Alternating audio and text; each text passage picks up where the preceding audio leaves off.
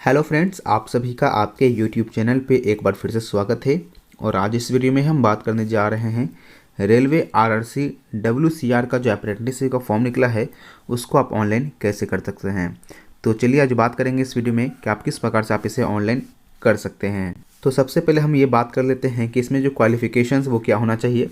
तो कम से कम आपका 10th पास होना चाहिए, जिसमें कि 50% मार्क्स आपका 10th में होना चाहिए।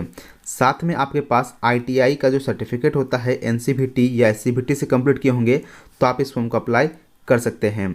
और ये ध्यान रखना है, ये जो आपका रिजल्ट है वो सभी 17 नवंबर 2022 के पहले का होना चाहिए। यानी जो पासिंग डेट है वो भी 17 नवंबर 2022 से पहले का होना चाहिए। और साथ में ये भी है कि जो ग्रेजुएशन के साथ में इंजीनियरिंग कर चुके हैं और डिप्लोमा होल्डर हैं वो इस फॉर्म का अप्लाई नहीं करेंगे। अगर बात कर लेते हैं तो टोटल सीट यहाँ पर आप देखेंगे बहुत अच्छे खासे सीट यहाँ देखने को मिलेगा। 884 सीट है, 614 सीट है और कोटा डिवीजन 685 सीट है। अच्छी खासी वैकेंसी यहाँ देखने को मिल रहा है। तो टोटल मिला के 2521 सीट जो यहाँ पर आपको देखने को मिल जाएगा। अब चलिए डायरेक्ट हम बात करते हैं कि अप्लाई कैसे करना है। डिस्क्रिप्शन में लिंक मिलेगा आपके सामने, ये पेज ओपन हो जाएगा। तो सबसे पहले यहाँ पर आप देखेंगे रजिस्टर का ऑप्शन देखने को मिलेगा, आपको सिर्फ इसके ऊपर क्लिक करना है। इसके बाद बेसिक डिटेल जो भरने के लिए कहा जाएगा आपको ये भरना होगा, जिसमें कि सबसे पहले आपको अपना नाम भरने के लिए कहा जाएगा।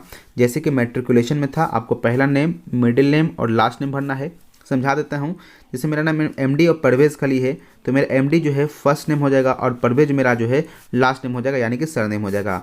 लेकिन वही मेरा नाम MD परवेज़ आलम होता तो MD मेरा फर्स्ट नेम होता, परवेज मिडिल होता और आलम मेरा लास्ट नेम होता। जिस प्रकार से आपका नाम होगा आपको इसी तरह से फिलअप कर देना है। इसके बाद यहाँ पे आपके पापा का नाम जो होगा आपको पापा का नाम लिखना है, आपके जो मम्मी का नाम होगा अपने मम्मी का नाम भी लिखना है। इसके बाद जो आपका डेट ऑफ बर्थ होगा मैट्रिकुलेशन में वो आपको यहाँ पे फिलअप कर देना है। इसके बाद जो आपका जेंडर होगा मेल फीमेल या ट्रांसजेंडर उसका सिलेक्शन करना है।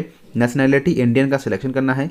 रिलीजन जिससे भी बिलोंग करते हैं आपको अपना रिलीजन का सिलेक्शन करना है। शादीशुदा है कि नहीं आपको वो बताना है। इसके बाद कैटेगरी कौन सा बिलोंग करते हैं, SC ST OBC जो भी होगा आपको देना होगा।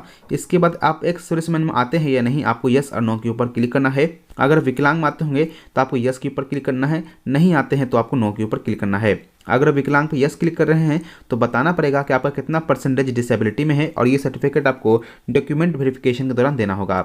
इसके बाद एक ID प्रूफ देने के लिए कहा जाएगा, जिसमें आपको आधार कार्ड मस्ट है, यानी कि आधार कार्ड देना जरूरी है। इसके बाद यहाँ पे अपना आधार कार्ड को जो नंबर होगा आपको वो देना है। इसके बाद 2 पहचान देना जरूरी है, जैसे कहीं आपका कट मार्क हो गया, कहीं मोल मार्क्स हो गया या कहीं जख्म का निशान हो गया, वो आपको यहाँ पे डाल देना है। वो दोनों अलग अलग होना चाहिए, आपको 2 देना जरूरी है।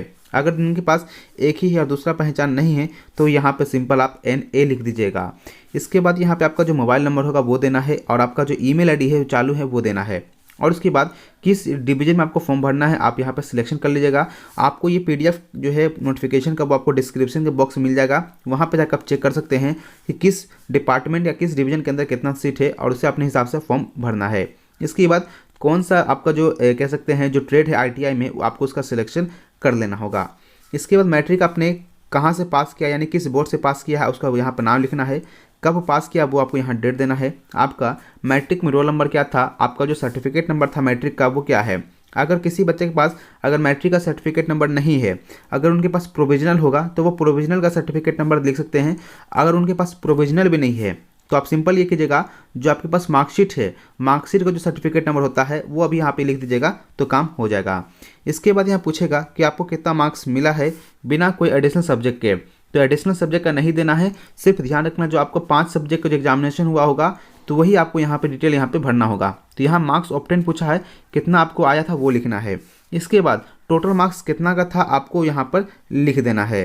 अब इसके बाद यहाँ पे आपको ITI का डिटेल देना है कि ITI किस बोर्ड से पास किए हैं। जैसे कि आपका यूनिवर्सिटी होगा नहीं पता हो तो आप NCVT SCVT जिससे पास किए होंगे आप यहाँ पे सिलेक्शन कीजिएगा, लेकिन यहाँ पे बोर्ड आपको ही देना है, ठीक है। इसके बाद यहाँ पे कब पास किए हैं वो देना है, रोल नंबर क्या था वो देना है, सर्टिफिकेट नंबर क्या है वो देना है। तो वही मैं बात बोलूँगा, अगर आपके पास प्रोविजनल है तो उसका सर्टिफिकेट नंबर दीजिए, मार्कशीट का अगर है तो मार्कशीट का दे सकते हैं।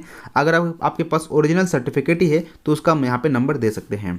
उसके बाद आपको कितना मार्क्स ऑब्टेंड हुआ था बिना कोई एडिशनल मार्क्स को जोड़े हुए, और टोटल मार्क्स कितना का आपका टोटल था वो देना है। और फिर यहाँ पे परसेंटेज कैलकुलेट हो जाएगा, आपको कैलकुलेट करके डाल देना है। इसके बाद काउंसिल का सिलेक्शन करने के लिए कहा जाएगा, तो यहाँ पे 2 ऑप्शन देखने को मिलेंगे, एनसीवीटी और एससीवीटी। अगर आपने एनसीवीटी से पास किया होगा तो एनसीवीटी पे क्लिक करेंगे, और एससीवीटी से पास किया होगा आपने एनसीवीटी पे क्लिक करेंगे। इसके पास है कि फेल है आपको उसका सिलेक्शन करना है, तो पास होना जरूरी है। और इसके बाद यहाँ पर आप देखेंगे, इसके बाद यहाँ पे आपको नेक्स्ट का ऑप्शन देखने को मिलेगा। मेरे अभी लैप इस सिस्टम पे ये नहीं ओपन हो रहा है मोबाइल के ऊपर, तो आपको नेक्स्ट का ऑप्शन देखने को मिलेगा। आपको नेक्स्ट के ऊपर यहाँ पे क्या करना है, क्लिक कर देना है। इसके बाद यहाँ पे आप देखेंगे आपको अपना यहाँ पे टाउन का नाम लिखना है, पोस्ट ऑफिस का नाम लिखना है, तहसील नहीं पता है तो छोड़ सकते हैं, पता है तो लिख सकते हैं। इसके बाद आपका थाना का नाम लिखना है, स्टेट क्या है, डिस्ट्रिक्ट क्या आपका है, पिन कोड क्या है, ये भर देने के बाद अगर आपका परमानेंट एड्रेस करस्पॉन्डेंस सेम होगा तो आप इसके ऊपर टिक करेंगे, तो ऑटोमेटिक ये एड्रेस भी यहाँ फिल हो जाएगा। इसके बाद यहाँ पे आपको पासवर्ड बनाने के लिए कहा जाएगा, और यहाँ पे एक डिक्लेरेशन होगा, आपको इस डिक्लेरेशन के ऊपर क्लिक करके जो प्रोसीड का जो ऑप्शन आप उसके ऊपर क्लिक करना है। जो पासवर्ड जो बनाने का जो तरीका है वो ध्यान रखिएगा, एक कैपिटल लेटर इस्तेमाल कर लीजिएगा, स्मॉल लेटर इस्तेमाल कर लीजिएगा, कोई एक नंबर इस्तेमाल कर लीजिएगा, और कोई स्पेशल कैरेक्टर जैसे @ ऐसा कुछ आपको यहाँ पे पासवर्ड इस्तेमाल कर लेना है। फिर इसके बाद यहाँ आप देखेंगे कि आपको फाइनल सबमिट का ऑप्शन देखने को मिलेगा, तो यहाँ पे एक डिक्लेरेशन होगा, इस पर क्लिक करना है, ये कैप्चा कोड लिखना है, और जो सबमिट एप्लीकेशन का जो ऑप्शन आ रहा है आपको इसके ऊपर क्लिक करना है। इसके ऊपर क्लिक करने के बाद आपको फ़ोटो और सिग्नेचर यहाँ पर अपलोड करने के लिए कहा जाएगा। तो फ़ोटो और सिग्नेचर ध्यान रखना है, जो फ़ोटो है आपका वो 6 महीने से पुराना नहीं होना चाहिए, JPG फॉर्मेट में होना चाहिए, और 500 KB के अंदर ही होना चाहिए। इसको आप अपलोड करेंगे।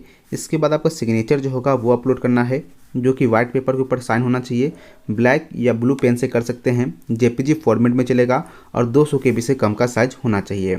इसके बाद आपका मैट्रिकुलेशन सर्टिफिकेट, अगर सर्टिफिकेट नहीं है तो मार्कशीट, नहीं है तो प्रोविजनल, तीनों को भी आप यहाँ पर अपलोड कर सकते हैं। 500 KB के अंदर होना चाहिए, और वो भी PDF फॉर्मेट में होना चाहिए। तो ये सभी आपको स्कैन करके बना लेना है। इसके बाद यहाँ पे जो आपका ITI का जो सर्टिफिकेट होता है, ट्रेड सर्टिफिकेट, यानी कि जो ITI सर्टिफिकेट ही बोल रहा है, वो आपको अपलोड करना है 500 KB के अंदर ही, PDF फॉर्मेट में होगा, आपको PDF फॉर्मेट में डाल देना है। इसके बाद अगर किसी भी कैटेगरी से बिलोंग कर रहे हैं तो आपको कैटेगरी सर्टिफिकेट देना होगा, जैसे कि अगर आप OBC मार रहे हैं तो OBC का सर्टिफिकेट देना होगा, SC मार रहे हैं तो SC का सर्टिफिकेट देना होगा, अगर आप ST में आ रहे हैं तो आपको ST का सर्टिफिकेट देना होगा। ये भी 500 KB के अंदर होना चाहिए, PDF फॉर्मेट में होना चाहिए। इसको अपलोड करने के बाद आपको प्रोसीड का ऑप्शन के ऊपर क्लिक कर देना है। यहाँ प्रोसीड होते ही यहाँ पे आपका जो फॉर्म होगा वो प्रोविजनली यहाँ पे एक्सेप्ट हो जाएगा, अगर आप SC या ST से बिलोंग कर रहे होंगे तो। इसके बाद अगर आप किसी कैटेगरी से अलग है, यानी कि जनरल OBC से बिलोंग कर रहे होंगे, तो आपको यहाँ पे 100 रुपये का पेमेंट करना होगा। जो 100 रुपये का जो पेमेंट है वो आप ऑनलाइन के माध्यम से पेमेंट कर सकते हैं, जैसे कि आप क्रेडिट कार्ड से, डेबिट कार्ड से, या नेट बैंकिंग, या किसी स्कैनर से कंप्लीट कर सकते हैं।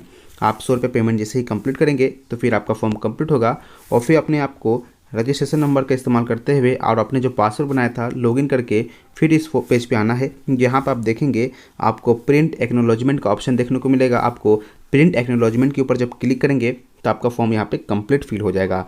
इस प्रकार से आसानी से फॉर्म को कंप्लीट कर सकते हैं। अगर फॉर्म भरने में कहीं प्रॉब्लम हो रहा हो तो कमेंट कीजिएगा, मैं आपको उसका रिप्लाई ज़रूर दूंगा। मिलेंगे जल्दी नेक्स्ट वीडियो में। Thank you for watching this video.